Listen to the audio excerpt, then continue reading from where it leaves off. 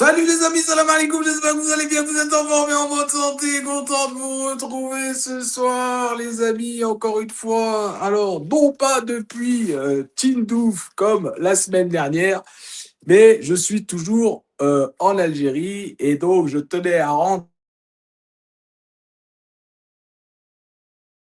les plus fidèles Sahraouis qui sont dans la résistance aujourd'hui et qui m'ont gentiment offert cette tenue. C'est pour ça que je la porte aujourd'hui et que j'avais porté la semaine dernière aussi. Voilà les amis, donc cette chronique hebdomadaire en compagnie bien sûr de Jacob Cohen. Bonsoir, bonsoir à tous et à ceux qui font le ramadan. Je leur souhaite un très bon ftour et beaucoup de bonheur et de joie familiale, amicale, communautaire. Mais on ne peut pas oublier la politique. Voilà. Effectivement, je salue bien sûr tous les musulmans de la planète entière qui suivent cette émission et qui font le ramadan. Je leur souhaite excellemment un bon ramadan à tous. Voilà, Monsieur Cohen, je vous laisse Oui, commencer. On va faire bien sûr un petit point d'actualité comme habituel. Commencer avec le décès cette semaine de Laïla Shahid. oui. Alors, ben voilà, c'est une page qui se tourne. Laila Shahid, évidemment. Alors, je ne sais pas si vous savez que Shahid, bon, il y a beaucoup qui le savent, mais je rappelle à ceux qui ne le savent pas, qui ne connaissent pas un peu l'arabe, que Shahid, ça veut dire martyr. Alors, est-ce que c'est son vrai nom de famille ou est-ce qu'elle l'a adopté? Je ne sais pas, mais en tout cas, elle a toujours été une militante responsable. Elle a été ambassadrice de l'OLP, enfin de l'autorité palestinienne à Paris pendant des années. Elle a toujours tenu un discours, comment on peut dire, entre guillemets, responsable, modéré, pacifique. Elle était très appréciée par les médias parce que elle était raisonnable. Voilà, elle exprimait la souffrance et l'espérance des Palestiniens, mais en même temps, on ne peut pas oublier l'aspect politique. Voilà. Et moi, l'aspect politique,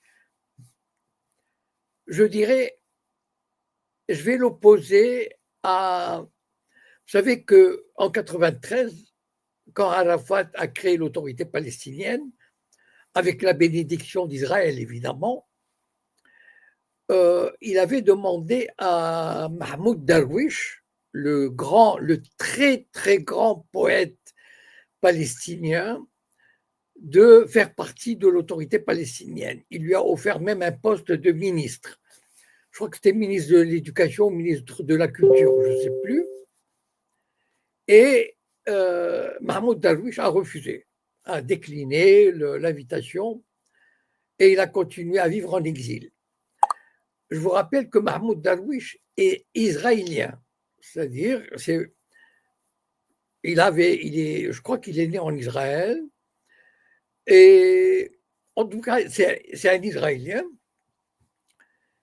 qui s'est découvert un talent précoce et il a commencé à rédiger, à écrire des poèmes qui lui ont valu. Vous savez, à l'époque, c'était les années 60, les Arabes israéliens étaient très surveillés. C'est-à-dire, ils vivaient jusqu'à la fin des années 60, quelque chose comme ça. Les Arabes israéliens vivaient sous un régime militaire. C'est-à-dire, pour se déplacer d'un village à un autre, il fallait une autorisation spéciale de l'officier, etc. Enfin, il y avait le couvre-feu. Les Arabes israéliens étaient soumis à un couvre-feu. Dès qu'un Arabe israélien émettait qu'il fût avocat ou syndicaliste ou poète, il subissait les foudres des autorités juives. Et donc, lui aussi, il avait connu les foudres, l'oppression, et il est parti très jeune, je crois. Enfin, je ne me souviens plus à quel âge, mais il s'est exilé très jeune. Voilà. Et En 93, Arafat lui avait proposé un poste de ministre et il a refusé. À juste titre, parce qu'il ne voulait pas, il avait tout de suite senti, c'était évident que l'autorité palestinienne allait être sous la coupe des sionistes et Mahmoud Darwish a refusé. Pourquoi je le cite? Parce que c'est pour comparer, c'est pour mettre en parallèle la position de Leïla Shahid et celle de Mahmoud Darwish, c'est-à-dire le vrai opposant, Mahmoud Darwish, l'opposant radical qui ne voulait plus, il voulait bien, il n'était pas contre un accord avec Israël, mais un accord honorable qui aurait permis aux Palestiniens d'avoir un État, d'être indépendants, mais pas d'être esclaves, parce que, il ne faut pas se leurrer, Arafat, en signant les accords d'Oslo, est devenu le larbin du régime sioniste. Il est devenu une espèce de Pétain, voilà, qui a collaboré avec les Allemands, et Arafat est devenu le Pétain palestinien qui a collaboré avec les sionistes. Et malheureusement, enfin c'était son choix, hein, Leïla Shahid a fait de même. Et malheureusement, on a vu que 30 ans, 33 ans de soumission, elle venait à la télé dire voilà, nous voulons vivre en paix, tout cela n'a servi à rien. Et c'est ça, moi, qui me gêne, c'est que c'est malheureux que cette femme si combative, si intelligente, si nationaliste, patriote palestinienne, s'est égarée dans une collaboration avec un ennemi irréductible. Comment elle n'a pas compris que les sionistes, qu'ils fussent de gauche ou de droite, ne lui auraient jamais donné un État palestinien. Enfin, j'arrive pas. Et malheureusement, plus elle se soumettait, plus elle exprimait son désir de vivre en paix, etc., et plus on l'écrasait. Vous savez, quand on voyait, moi quand je la voyais à la télévision, répondre aux questions des journalistes, ça me rendait triste. C'est, comment dire, c'est terrible de voir une personne, et ça a duré 30 ans quand même, 33 ans, au lieu de dire je refuse de collaborer avec ces espèces de sionistes qui refusent toute paix, etc., et de tenir un discours radical et qu'elle envoie les Occidentaux au diable, voilà. Mais quand est-ce qu'ils comprendront? Enfin bon, voilà. Donc, c'est vrai, je rends hommage à une patriote qui s'est battue, mais pour moi, elle s'est très mal, enfin, elle a choisi la mauvaise direction pour se battre. Et d'ailleurs, la preuve, voilà, elle s'est battue pendant 33 ans, qu'est-ce qu'elle a obtenu? Rien. Et je vais vous donner juste une illustration. En 1993, il y avait 150 000 colons, d'accord? C'est-à-dire au-delà de la frontière reconnue officiellement par l'ONU, c'est-à-dire de 1948. Et aujourd'hui, après 33 ans de collaboration d'autorités palestiniennes avec Israël, il y a 900 000 colons. Voilà. Alors, à qui ont profité les accords d'Oslo? Je vous laisse faire une petite comparaison. Voilà. Et malheureusement, elle pensait, c'est ça le drame, elle avait toujours pensé qu'en se montrant gentille, serviable, pacifique et tout, elle allait ébranler, alors que les journalistes français se foutaient de sa gueule. C'est-à-dire, bien sûr, il lui faisait des sourires, mais oui, bien sûr, madame, etc. Qu'est-ce qu'elle est bien, cette dame, et tout. Qu'est-ce qu'elle est gentille, et tout, et tout. Mais en fait, voilà, elle a servi, malgré elle a servi de caution à l'expansion sioniste, à l'occupation, à la colonisation, au lieu de donner à l'Occident le vrai visage du sionisme et d'Israël. Donc voilà, et c'est une page qui se tourne parce que c'est probablement une des dernières, comment dire, compagnes, enfin camarades, si on veut, parce que compagne, ça peut avoir un sens, camarades de l'époque de Arafat. Voilà. Voilà, bon, ben, s'il y a des questions, sinon on peut passer à un autre sujet. Oui, Monsieur Cohen, Wari, je suis là. oui, Sur les conséquences de sa mort, selon vous, il n'y aura pas vraiment de répercussions sur le fait qu'elle bon, elle ait été représentante de la Palestine. Est-ce qu'il y aura quelqu'un qui va prendre son relais derrière ou pas? oui, bien sûr, bien sûr, bien sûr. Oui, oui. D'ailleurs, je ne sais pas si elle était toujours ambassadrice. Enfin, je ne sais plus. Enfin, en fait, et- non, en fait, c'est comment dire, politiquement parlant, rien ne va changer. Voilà, c'est-à-dire, c'est juste une figure symbolique qui est partie, mais bon, la vie continue. Donc, ils vont nommer quelqu'un, une autre personne, et puis ils continueront. Vous savez, l'autorité palestinienne va poursuivre dans le même schéma, c'est-à-dire toujours s'aplatir le maximum devant les maîtres sionistes, en espérant grappiller quelques, comment dire, des pourboires. Voilà. En fait, l'autorité palestinienne, ses ministres, etc., ils grappillent des pourboires de l'Arabie Saoudite, de l'Amérique. Ils s'aplatissent, ils s'aplatissent, ils s'aplatissent. Et malheureusement, pour rien, parce que qu'est-ce qu'ils obtiennent. Voilà. Et c'est terrible. Voilà, mais c'est comme ça. Ok, très bien. Bon, bah, en tout cas, vous lui rendez hommage. Vous l'aviez rencontrée, cette dame, ou pas, Monsieur Cohen? Non, non. Alors, ah oui, ça me rappelle. Bon, vous savez que j'ai écrit un roman qui s'appelle Dieu ne repasse pas à Bethléem en 2009, je crois, ou quelque chose comme ça.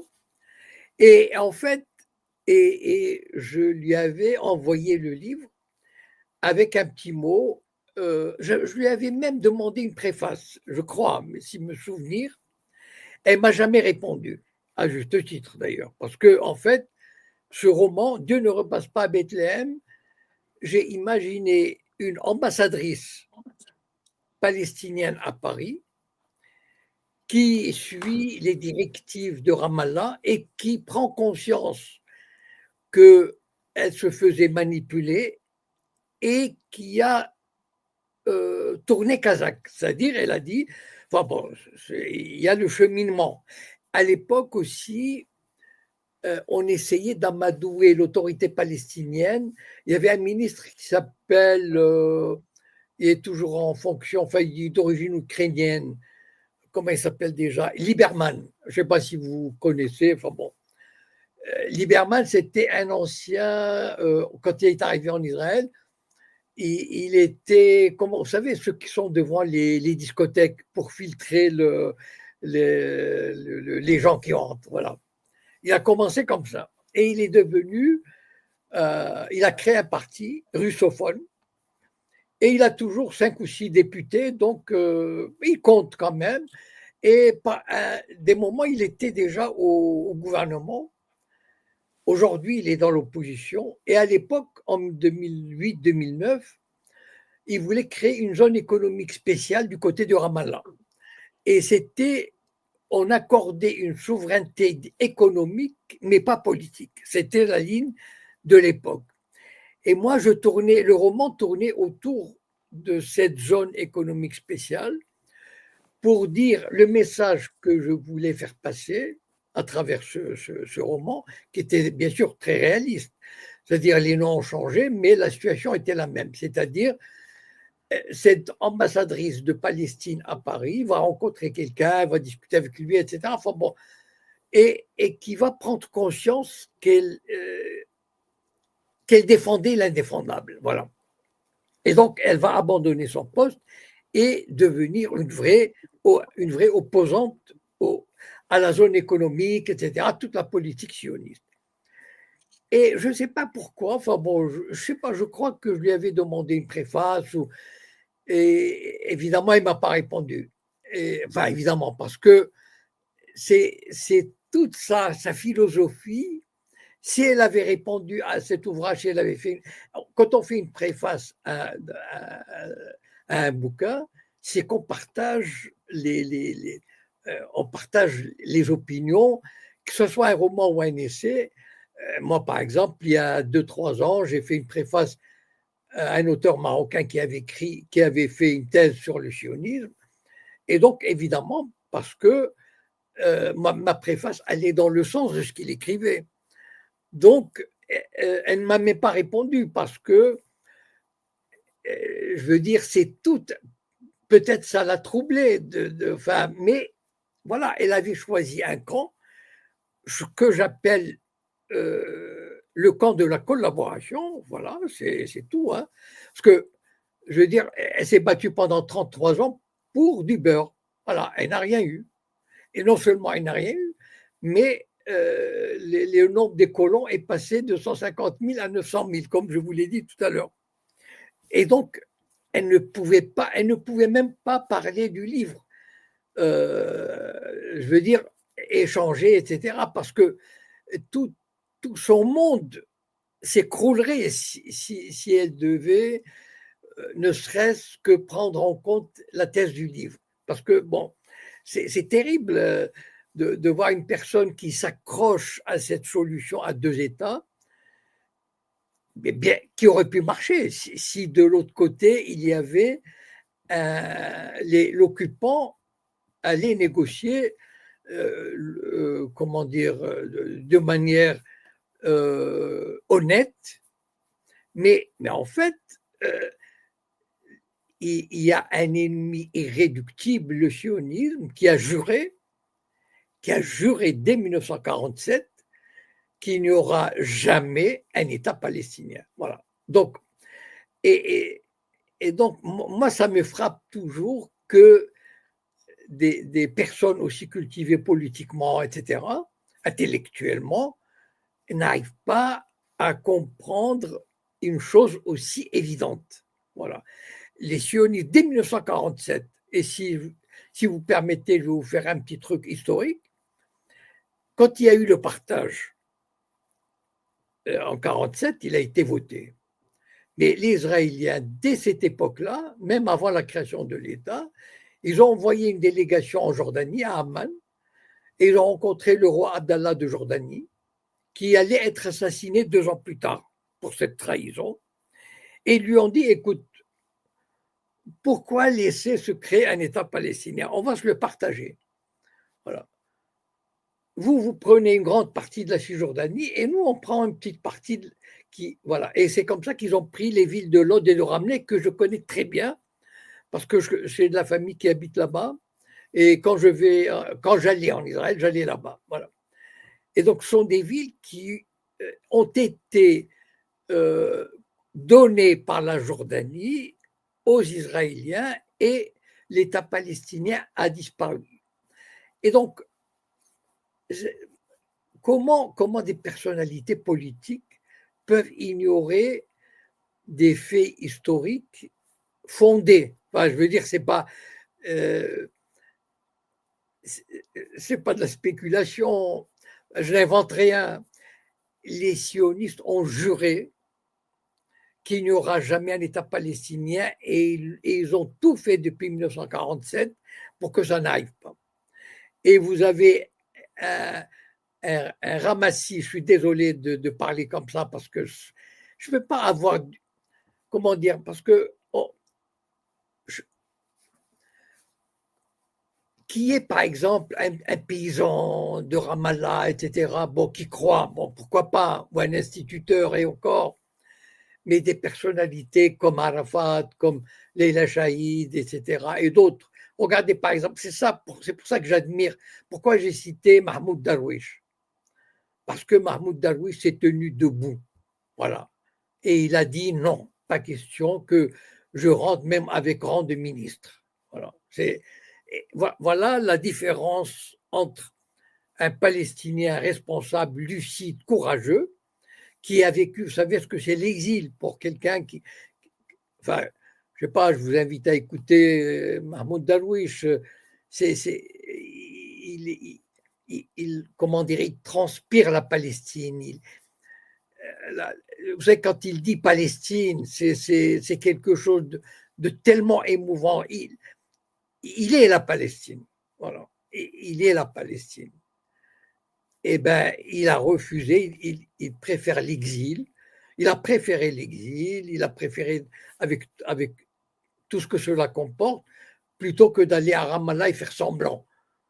Voilà, parce qu'il a compris tout de suite que c'était une arnaque et qu'il ne pouvait pas vivre sous l'ombrelle des sionistes. Enfin, je veux dire, il avait de l'honneur et il avait de la lucidité que d'autres n'ont pas eu, malheureusement. Bon, je ne vais pas l'accabler parce qu'elle n'est pas seule. Enfin, je veux dire, peut-être qu'elle a voulu aider Arafat ou je ne sais pas. En tout cas, le fait est là, c'est que les Palestiniens qui ont créé l'autorité palestinienne, ils ont contribué à leur propre malheur, voilà, et au malheur du peuple palestinien. Voilà, parce qu'il aurait mieux valu dire non et subir, parce qu'aujourd'hui, voilà ce qui arrive. Ben voilà, les réflexions que j'ai eues à l'annonce mais finalement, bon, voilà, c'était une personne qui s'est peut-être mal battue, mais elle s'est battue, voilà, quand même. Alors, Monsieur Cohen, vous saviez qu'elle était mariée à un écrivain marocain, Mohamed Berrada? Oui, je crois, oui, oui, oui. Enfin, oui, j'ai oublié ça, oui, oui. D'ailleurs, Mohamed Berrada, je crois qu'il écrivait dans Jeune Afrique. Je crois qu'il était Possible. journaliste à Jeune Afrique. Et vous voyez, il n'y a pas de, comment dire, vous me donnez une autre, comment dire, une autre possibilité. Jeune Afrique, ben, pour ceux qui, je l'avais lu il y a longtemps, moi je ne le lis plus parce que c'est un torchon. C'est un torchon au service de l'Amérique, des monarchies, enfin de tout le système. Voilà, c'est malheureux à dire, mais malheureusement, c'est Jeune Afrique est le grand hebdomadaire de la collaboration africaine avec l'Occident. Et donc, ça ne m'étonne pas que Mohamed Brada enfin, en tout cas, je ne connais pas leur histoire, mais je me souviens maintenant, ça me ramène le souvenir que Mohamed Brada était journaliste à Jeune Afrique. Voilà. Et en fait, vous savez, ce sont comme ces bourgeois, ces couples, par exemple, Mohamed Brada, et j'en ai connu quelques-uns comme ça à Casablanca. Vous savez, ils ont un vernis libéral, voilà, un vernis progressiste. Ils ont en général de très beaux appartements ou de très belles villas. Le niveau, on mange très bien, on boit du bon whisky et on discute très bien, etc. On a des idées progressistes. Mais en fait, derrière ce vernis libéral, ce vernis soi-disant progressiste, ce sont des bourgeois bourgeois dans le sens où on a conscience de ses privilèges, de son statut social supérieur, etc., et qui ne veulent pas et qui ne feront rien pour sortir de cet assujettissement, de cet asservissement. Voilà. En fait, ce sont des serviteurs du système, mais d'un autre niveau. Voilà, ils se donnent un air de. Mais en fait, ce sont des serviteurs du système, hein, qu'ils le veuillent ou non. J'en ai connu d'ailleurs quelques-uns comme ça, donc. Bon, j'ai jamais rencontré Mohamed Barada ni Laila Shahid, mais j'ai rencontré des gens à peu près de ce style. Voilà. Très bien. Alors, ça va nous permettre, Monsieur Cohen, de faire la transition et d'aller sur la première réunion du Board of Peace Oui, le Conseil de la paix et les déclarations qui ont été faites, en l'occurrence par certains dirigeants ou délégations de pays membres de ce Conseil de paix, et la mise en place justement comment dire, d'une force pour aller démanteler ou déradicaliser. On a pu entendre aussi des Palestiniens. Qu'est-ce que vous pouvez nous dire là-dessus, M. Cohen? ben, en fait, enfin, bon, je connais pas vraiment, j'ai pas suivi les détails parce que bon, il y a, euh, en fait, par contre, j'ai entendu quelqu'un, le nom m'échappe, sur une chaîne américaine qui parlait dans cette réunion-là, hein, dans cette réunion de paix, soi-disant de paix. Et en fait, il parlait de business. Voilà. Il donnait des chiffres de milliards, milliards, milliards, milliards. Vous savez, aux États-Unis, on appelle les copropriétés les condominiums. Voilà. Les condominiums en bord de mer, les propriétés, les villas, etc. Et 10 milliards, 7 milliards, 14 milliards. Enfin, la tête me tournait. Et en fait, c'est vraiment ça, en fait, qui vont mettre en, en application. C'est-à-dire, pour moi, le projet, c'est de s'accaparer d'une bonne partie de Gaza. Bon, d'abord, les Israéliens ont pris à peu près le tiers de la bande de Gaza. Parce que imaginez la bande de Gaza et vous voyez, disons, tout ce qui entoure la bande de Gaza sur une profondeur de 34 kilomètres. Il y a une ligne jaune qui est devenue la nouvelle frontière de Gaza. Et donc, c'est une zone où il n'y a plus de Gazaouis qui vit.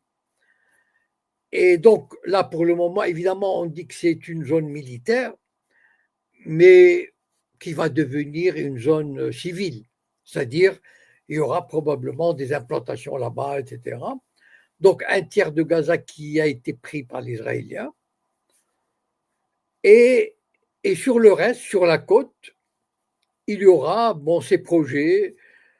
Probablement qu'on va pousser les Palestiniens à vivre dans des espèces de camps. Voilà, parce qu'il n'y a plus rien à Gaza.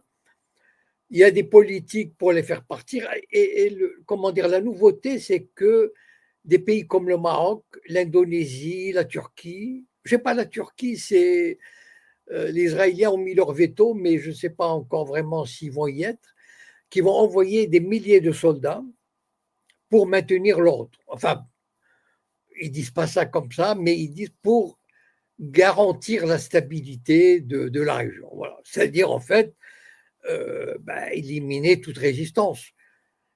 Et là, ça va être compliqué pour le Hamas de s'attaquer à des soldats marocains ou indonésiens ou azerbaïdjanais, je ne sais pas.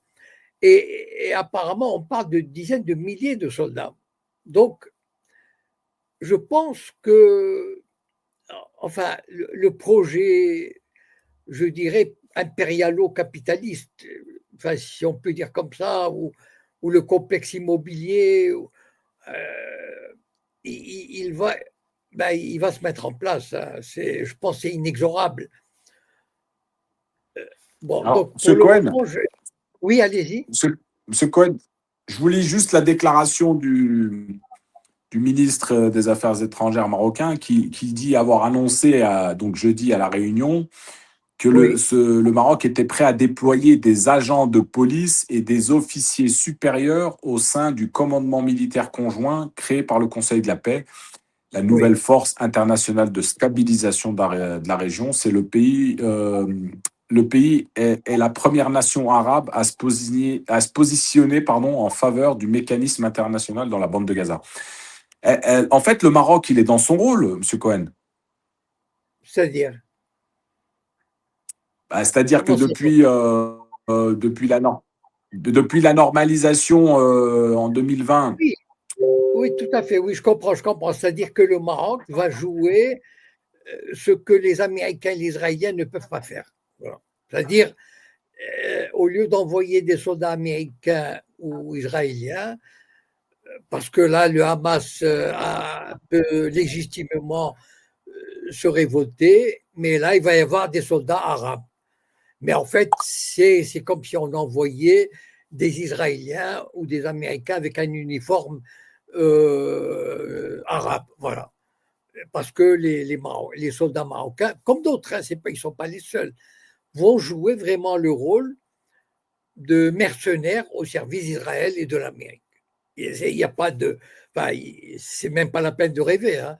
Voilà. Donc, tous les soldats qui iront là-bas iront. C'est pour ça d'ailleurs que l'Israël a toujours opposé, enfin, en tout cas, d'après ce que j'ai vu, a toujours opposé son veto à la présence de militaires turcs.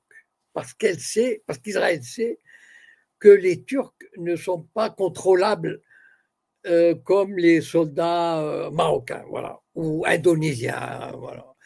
Il y a certainement des soldats marocains ou indonésiens obéiront plus facilement aux directives israéliennes et américaines que les Turcs. Les Turcs, ils ont quand même, c'est d'une autre trempe, et ils ne sont pas toujours, ils se sont souvent opposés aux Israéliens, et on dit même que les Turcs peuvent mener une espèce de croisade anti-israélienne. Voilà. Alors, je ne sais pas s'il y aura des soldats turcs ou pas, mais en tout cas, les premiers soldats qui y vont seront les soldats marocains et indonésiens, je crois. Et donc, ils appliqueront, enfin, ils maintiendront l'ordre, c'est-à-dire ils essaieront petit à petit de. Il y a une expression qui vient à l'esprit, c'est de cornériser, c'est-à-dire de pousser dans un coin les résistants du Hamas et du djihad islamique et d'autres, c'est-à-dire plus ou moins libérer, enfin libérer entre guillemets, ça veut dire euh, toutes les zones où le capitalisme va s'étendre, c'est-à-dire les constructions, etc. Et donc, probablement, à mon avis, c'est ce qu'ils vont faire, c'est de sécuriser des zones progressivement, surtout sur la côte. Et une fois ces zones sécurisées, eh ben, on pourrait envoyer les bulldozers et construire les premiers immeubles, les premières villas, les premiers terrains de golf, les premiers casinos. C'est comme ça que je vois, pour moi, c'est ainsi que je vois l'avenir de Gaza, malheureusement.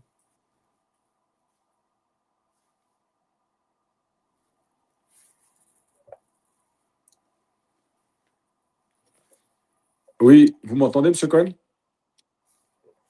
Là, je vous entends, mais je ne sais pas si vous avez dit quelque chose. Je ne vous ai pas entendu pendant une minute. Je ne sais pas si. Non, non, j'avais perdu la connexion. Ouais, me voici de nouveau. Euh, Aujourd'hui, est-ce que pour le Maroc, bon, pour le Maroc, je suppose que c'est une fierté aujourd'hui d'être membre de ce Conseil de la paix. C'est une. Oui, parce qu'il va jouer un rôle, parce que le régime marocain, il a une place, il a une place de choix, et il paye. Il paye la reconnaissance. Il ne faut pas oublier quand même, c'est-à-dire il est redevable à l'Amérique, à Israël, qui ont tout fait pour que l'Union européenne, le Conseil de sécurité, etc., adopte la résolution qui met enfin, qui, comment dire, qui met en place la solution de l'autonomie pour le Sahara occidental. Il n'y a plus d'indépendance. Enfin, la dernière fois, on en avait parlé, c'est-à-dire les modalités vont être discutées à Madrid, etc. Mais le principe a été adopté par l'Occident et par l'Union européenne. Et donc, le Maroc paye, si vous voulez, rembourse la dette. Voilà. On lui a fait un beau cadeau. Et aujourd'hui, il pourrait envoyer, je ne sais pas combien, à mon avis, ce seront des milliers de soldats, et donc qui contrôleront en fait c'est quoi la stabilité? Vous savez, la stabilité dans le langage diplomatique moyen-oriental, dans le langage diplomatique israélien et américain, assurer la stabilité, c'est-à-dire interdire toute forme de contestation et de résistance. C'est ça la stabilité, voilà. Et quand on dit par exemple que l'Iran il fragilise la stabilité de la région, ça veut dire qu'il empêche l'impérialisme américano-sioniste de s'exercer totalement. Voilà. Et donc, dans la bouche dans les communiqués marocains, quand on parle de stabilisation, c'est ça, c'est-à-dire, bon, on va éliminer toutes les sources d'insécurité, de résistance, etc. Et donc, alors ils vont, justement, oui, ouais, justement, Monsieur Cohen, donc en 5 points, la participation du Maroc à ce Conseil de la paix.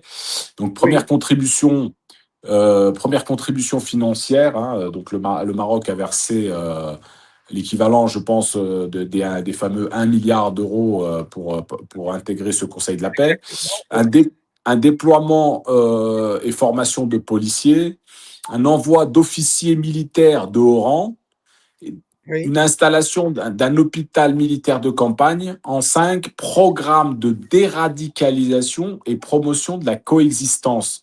Donc, en gros, le Maroc, il se dit prêt à conduire un programme de déradicalisation destiné à lutter contre les discours de haine et promouvoir la tolérance et la coexistence, considérant cette dimension essentielle pour ancrer durablement la paix. Qu'est-ce que vous en voilà. pensez, Monsieur Cohen? Ben, c'est exact. Vous savez, en langage, ça c'est le langage diplomatique. Alors, il faut l'interpréter, c'est-à-dire ce langage diplomatique, c'est-à-dire on va éliminer tous ceux qui gênent la mainmise du capitalisme américain et de la Pax Israelana, du régime sioniste.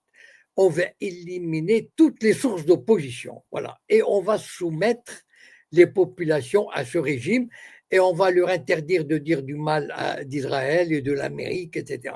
Voilà, c'est ça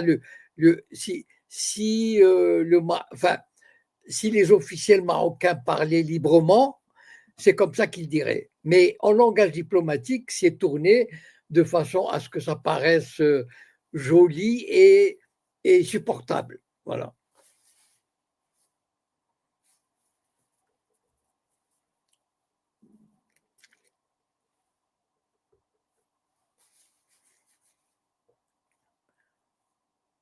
Il y a comme un Ah, silence.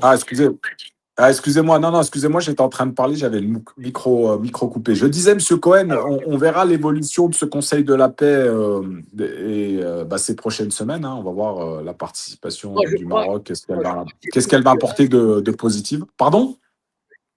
Moi, je crois que c'est tout vu. C'est-à-dire, on va comme je l'ai suggéré tout à l'heure, on va vers cette solution de mainmise et comment dire, d'élimination, ou en tout cas de contrôle progressif, parce ils vont aller étape par étape pour éliminer toute forme de résistance. Voilà. Très bien, ben on verra quand même. Pour vous, D'accord. c'est tout vu, mais on verra quand même l'évolution ces prochaines semaines. Monsieur Bien Cohen, sûr. on va rester sur le Maroc. Je crois que vous vouliez nous parler d'un problème d'expropriation. Est-ce que vous avez la photo que je vous ai envoyée? Alors, oui, est-ce que je peux la mettre à l'écran? Je suis pas si sûr, mais je vais regarder. Bon, essayez, regardez voir si vous pouvez la mettre. Euh, bon, sinon, je vais commencer. Enfin, voilà. Alors, je crois que c'est un diplomate, et c'est dommage parce que sur la photo, je crois que c'est le représentant israélien à l'ONU, je pense, mais en fait, c'est une photo prise lors d'un entretien télévisé, et ce diplomate israélien de haut rang, parce que je crois que c'est le représentant à l'ONU, qui avait dit que le Maroc avait commencé à respecter, mais en grande partie, il avait respecté une des clauses de la normalisation qui était de rendre les propriétés perdues par les Juifs marocains quand ils sont partis en Israël, à peu près, hein, dans ces termes-là. Et en fait, d'ailleurs, entre parenthèses, je vous rappelle que j'ai publié un roman l'année dernière qui s'appelle La 26e tribu et qui analyse, enfin en tout cas à travers, c'est un roman, mais qui démontre les mécanismes, entre autres, de la normalisation entre Israël et le Maroc a amené des centaines ou des milliers de juifs d'origine marocaine à retourner au Maroc et à revendiquer des propriétés, des maisons, des fermes, des terrains, etc. Et le régime marocain a donné ordre au gouverneur de respecter, enfin, ou en tout cas de répondre favorablement à toutes ces demandes. Or, pour moi, c'est presque c'est de l'extorsion de propriétés immobilières, des prises d'extorsion de propriétés acquises légalement, légitimement par des nationaux marocains, et on vient les leur prendre pour les redonner à des juifs israéliens, soi-disant qui auraient perdu ces propriétés. Et je vais vous dire pourquoi je trouve que c'est vraiment une arnaque. Ça, c'est vraiment un aspect dégueulasse de la normalisation. À la limite, je peux comprendre que le régime marocain, après tout, vous savez, moi, j'ai une conception réaliste des relations internationales, que le régime marocain il trouve son compte, après tout, bon, il se dit, voilà, ça peut m'apporter des avantages sur le plan militaire, sur le plan diplomatique, sur le Sahara, etc. Bon, très bien. Et tous les États le font à un moment ou à un autre. Voilà. Mais de déposséder des citoyens marocains qui ont, qui ont acquis ces propriétés, qui les ont achetées d'une manière ou d'une autre, il y a 60 ans, il y a 70 ans, et que des types viennent d'Israël pour leur dire « Ah, ça c'était à moi, et je l'ai mal vendu, on me l'a pris, etc. » Je veux dire, c'est d'une, comment dire, vous imaginez la soumission du régime marocain, s'aplatir comme ça, déposséder ses propres citoyens pour les donner à des voleurs, parce qu'il n'y a pas d'autre mot. Je vais vous raconter l'histoire des propriétés des Juifs marocains. Moi, je viens du Maroc, tout le monde le sait. J'ai vu les gens partir. Et on était quand même 20 000 à Meknès, 20 000 Juifs. Je les ai vus partir, enfin, en tout cas une bonne partie, dont mes parents. Mon père, il avait un magasin, il l'a vendu. Il avait une maison, il l'a vendue. Et tous ces meubles, l'agent juif, enfin, en tout cas, il les a retrouvés en Israël. Et il n'a pas du tout été lésé. Tous les juifs, enfin, en tout cas, il y a pu y avoir ici ou là, vous savez, les années 50 au Maroc étaient des années de grande instabilité.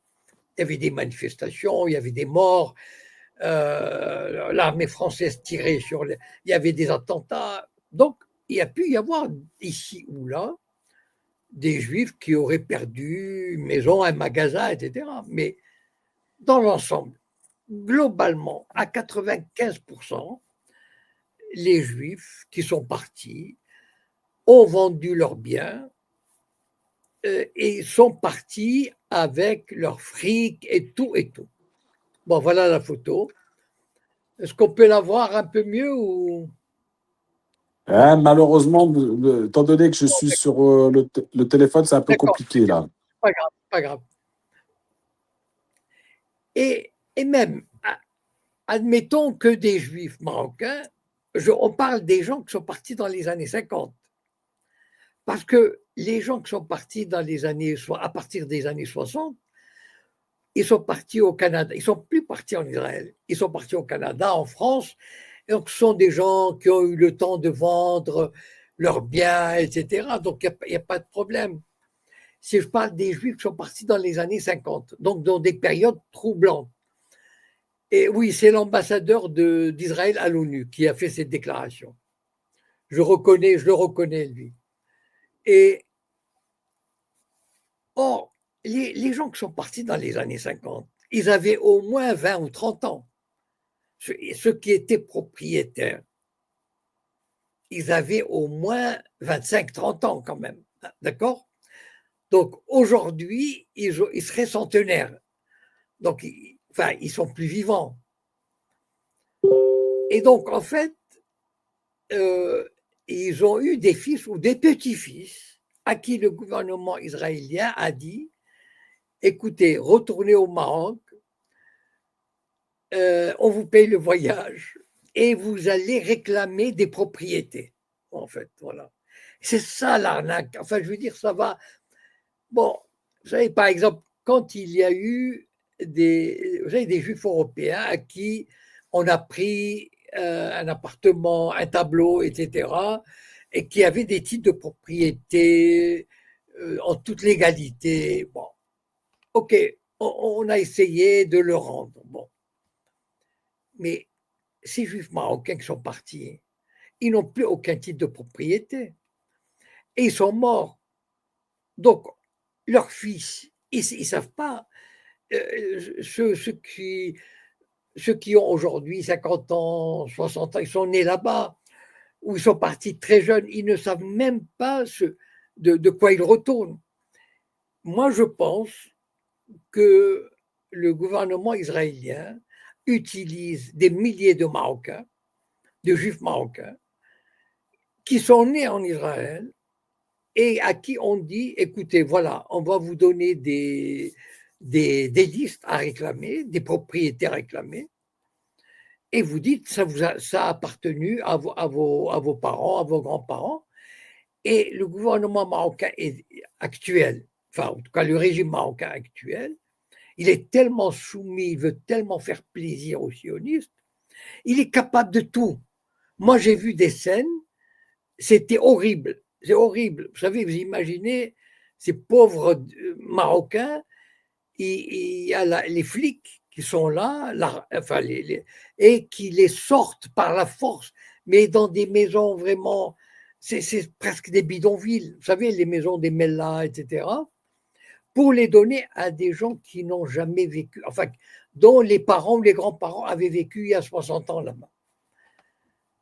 Et c'est ça, je veux dire, ça dépasse.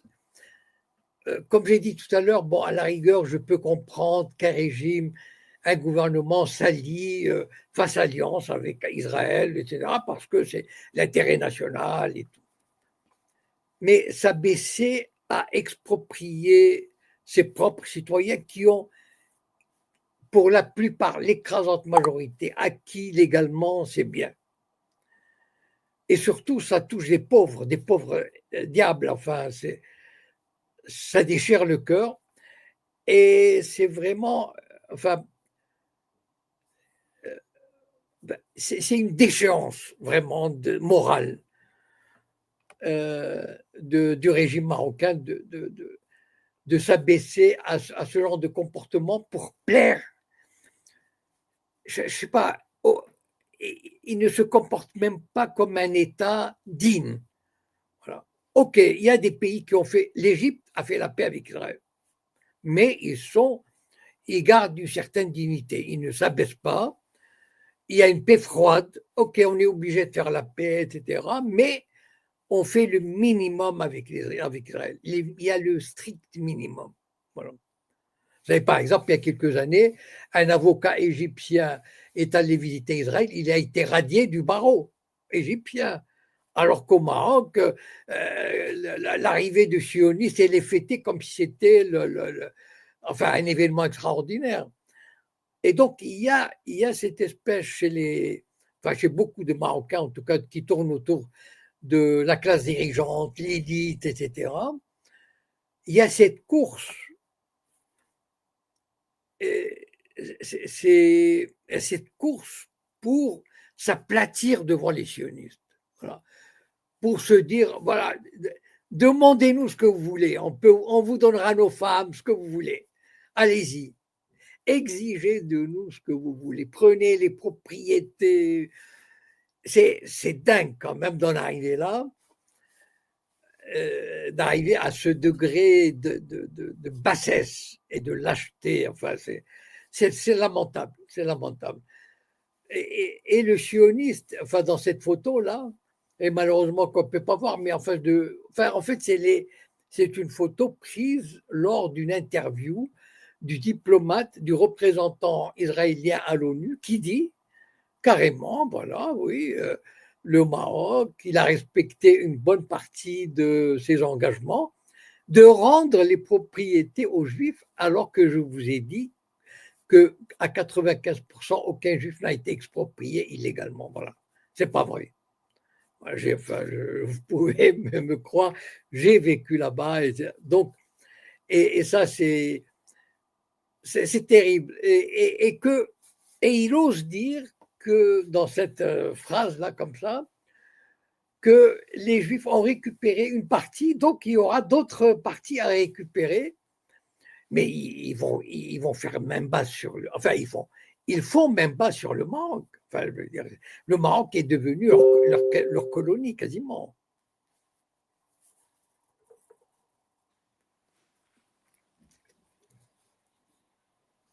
Très bien, Monsieur Cohen.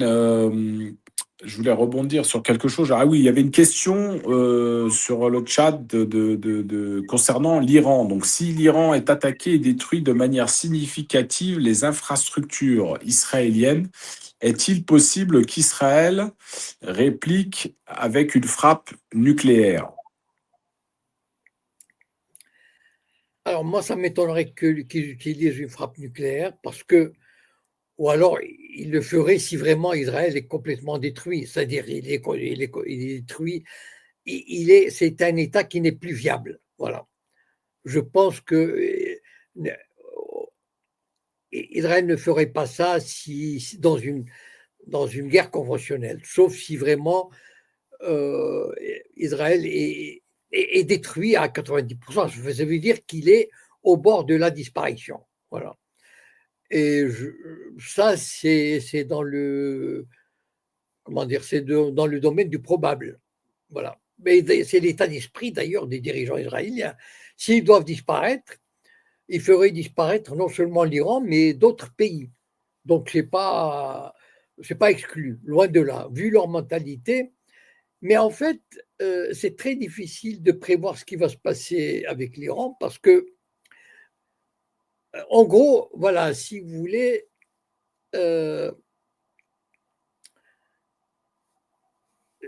Trump a cru faire un coup à la Maduro, dire il va montrer les muscles et les Iraniens vont dire oh là là, on a peur et on va se soumettre. Parce qu'en fait, qu'est-ce qu'ils veulent? Enfin, Trump, c'est pas lui qui décide. Voilà. Trump, vous savez comment il y a, enfin, pour ceux qui comprennent l'anglais, mais je crois qu'on peut faire la traduction, il y a un site qui s'appelle, il y a quelques sites américains qui sont vraiment intéressants à regarder. Il y a un site qui s'appelle The Young Turks, les jeunes Turcs. Il est animé par un journaliste américain d'origine turque et sa camarade, enfin une journaliste d'origine arménienne, une américaine d'origine arménienne. Ils parlent très bien américain, sans accent, donc ils sont probablement nés aux États-Unis. Mais j'ai entendu il y a 2-3 jours, cette Anna elle s'appelle, Vous savez comment elle a qualifié Trump de bitch of Netanyahu, c'est-à-dire la putain de Netanyahu. Voilà le degré d'analyse. Et c'est à peu près la même tonalité dans les sites Blumenthal, etc. Enfin bon, Scott Ritter et tout. Ça veut dire que pour eux, pour tous ces analystes, dont des anciens militaires de haut rang de la CIA, Trump n'a presque aucune marge de manœuvre.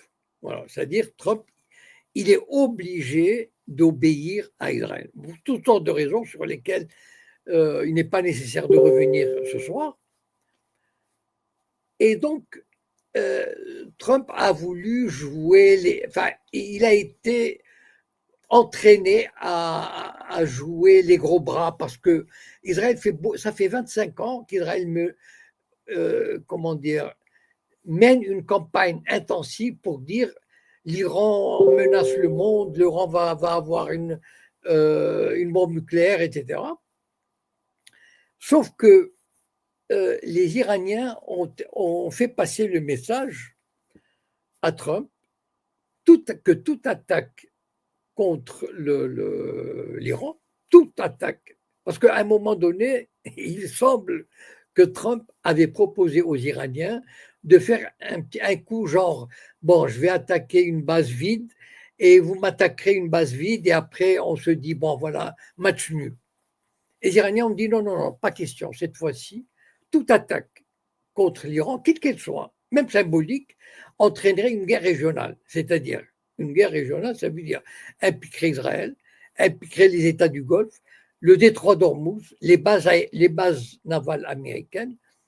Et là, Trump a cru, il a envoyé un deuxième porte-avions, etc. Sauf que, militairement parlant, ce serait une catastrophe. C'est pas, ils ne perdront pas la guerre, les Américains. Mais imaginez qu'ils perdent un navire de guerre avec une centaine de morts, et c'est la fin des haricots pour Trump. Et Trump, il ne peut pas se dégager. Il sait, enfin, on doit lui donner des rapports, surtout que les Iraniens possèdent des missiles hypersoniques, enfin, et ils ont renforcé leur défense antiaérienne. Bref, les Russes et les Chinois sont là, ils ne vont pas se battre eux-mêmes, mais ils ont donné des moyens extraordinaires aux Iraniens pour se défendre. Et Trump est pris au piège, parce que raisonnablement, s'il abandonne aujourd'hui, ça serait humiliant. Parce que, bon, comment? Il a mis 2 porte-avions avec des, je sais pas, 30 ou 40 navires autour et tout, avec des. Bon, donc, il semble qu'il attaquerait. Parce que de toutes les façons, s'il n'attaque pas, Netanyahou va lui rendre la vie difficile. Il faut qu'il attaque. Mais s'il attaque, et s'il perd un navire aussi, il y a une centaine d'Américains qui meurent aussi. Par exemple, le détroit d'Ormuz est fermé et le prix du pétrole est doublé ou triplé. Enfin, il peut y avoir, c'est vraiment, on va vers une catastrophe, on irait vers une catastrophe, mais il semble que la machine s'emballe et c'est difficile de faire un pronostic. Mais le pronostic, enfin, pas moi, je ne fais pas de pronostic, mais disons de ce que je tire des analyses des spécialistes, hein, enfin, comme j'ai cité tout à l'heure, des anciens de la CIA, ou comme le secrétaire adjoint à la Défense, c'est quand même pas n'importe qui, le numéro 2, qui était numéro 2, le vice-ministre de la Défense, j'ai oublié son nom m'échappe. D'ailleurs, je vous conseille, il y a une chaîne qui s'appelle Glenn Deezer, dont les interviews sont traduites en français. Et vraiment, il reçoit les meilleurs spécialistes de la question. Et donc, il semble, mais c'est vrai que c'est très difficile de savoir s'il va attaquer ou pas, mais il est pris dans une position très, très difficile. S'il n'attaque pas, Netanyahou a juré de lui rendre la vie difficile, et Dieu sait s'il peut lui rendre la vie difficile. Et s'il attaque, il ira peut-être vers une catastrophe. Parce qu'il peut, enfin, il peut gagner, ça veut dire qu'il peut tuer 10 fois plus ou 20 fois plus, mais les Iraniens sont capables de représailles telles que les Américains vont dire à Trump, mais pourquoi vous avez attaqué? Pourquoi vous avez fait la guerre? Qu'est-ce que l'Iran nous a fait? Vous voulez, soi-disant, vous voulez un accord sur le nucléaire, mais on l'avait déjà en 2015 et il marchait très bien. Donc pourquoi l'avoir dénoncé en 2018 pour refaire un autre? Or, en fait, aujourd'hui, les Israéliens poussent, ils voudraient, enfin l'idéal pour les Israéliens, c'est qu'ils voudraient que l'Iran renonce à tout enrichissement du nucléaire, même civil, qu'il abandonne tout le programme des missiles. Enfin, c'est délirant, c'est délirant. Et malheureusement, imaginez, ce qui est incroyable, je crois que les historiens vont se régaler quand ils vont parler de cette époque. Comment un pays comme l'Amérique, enfin, quand même, c'est bon, la plus grande puissance, peut-être un peu moins aujourd'hui, mais quand même, elle est entre les mains d'un petit pays qui s'appelle Israël. Voilà. C'est Israël qui dicte. Voilà. Il dit, tu fais ça ou tu ne fais pas ça. Enfin, je veux dire, pensez-y un moment, enfin, une seconde. C'est fabuleux. C'est fabuleux. Un petit pays comme ça, il dicte sa politique à la plus grande puissance américaine et même contre ses propres intérêts. C'est-à-dire, l'Amérique n'a aucun intérêt à faire cette guerre contre l'Iran. Aucun. Même au contraire, ça va être une catastrophe. Eh bien, ils vont peut-être la faire pour faire plaisir enfin, pour faire plaisir, parce que Netanyahou leur a donné l'ordre. Voilà. Moi, c'est presque, enfin, c'est presque, enfin, si c'était pas tragique, peut-être ça va être tragique, je ne sais pas. Mais c'est presque une farce. C'est presque une pièce de théâtre de comique. Enfin, je veux dire, c'est pas possible. Donc, Alors, c'est vraiment. Oui, alors aux dernières nouvelles, Trump envisagerait des frappes limitées pour forcer l'Iran à signer cet accord. Voilà. il n'y a pas de frappe limitée, on leur a dit. Non, non, je vous assure, de sources sûres, enfin, je veux dire, c'est pas de ce que j'ai collecté ici ou là, les Iraniens ont fait savoir qu'il n'y a pas de frappe, il ne peut pas y avoir de frappe limitée. C'est-à-dire, ça va être l'embrasement général.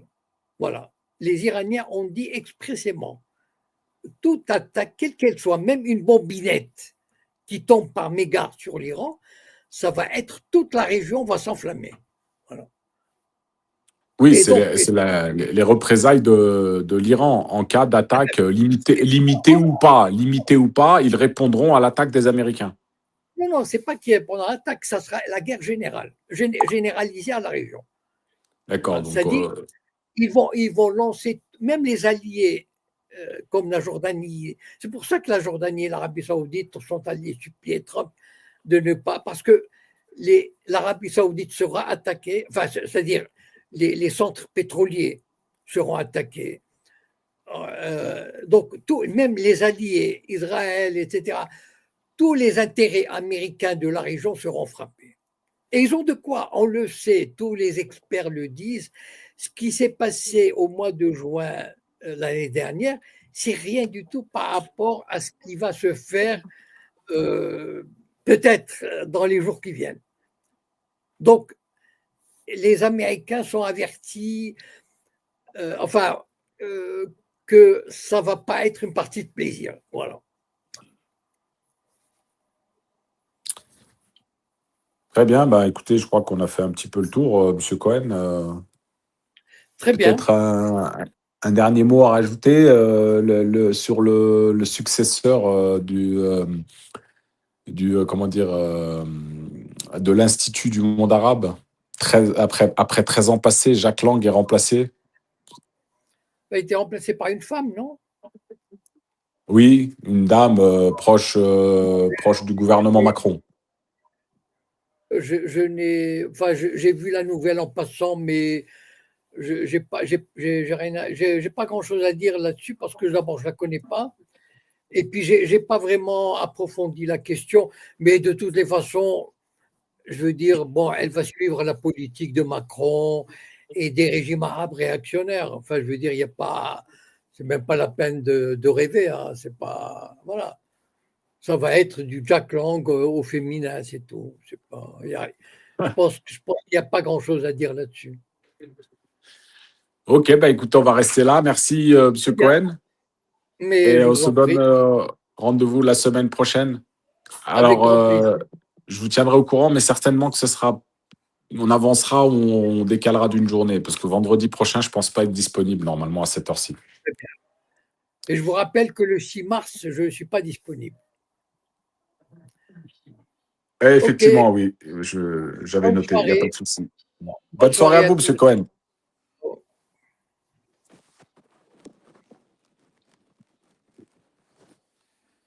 Voilà, les amis, je vous souhaite une excellente soirée à toutes et à tous. Pour celles et ceux qui n'ont pas pris le live en début de live, vous avez la possibilité de regarder, bien sûr, en rediffusion sur la chaîne Altitude YouTube. Et n'hésitez pas, pour celles et ceux qui peuvent ou qui veulent soutenir la chaîne, vous avez le petit lien en bas sur le bandeau, le lien PayPal. Voilà, que la paix soit sur vous. Et je rappelle à tous les musulmans qui font le ramadan, un excellent ramadan à tous. Et à la semaine prochaine. Que la paix soit sur vous. Salam alaikum.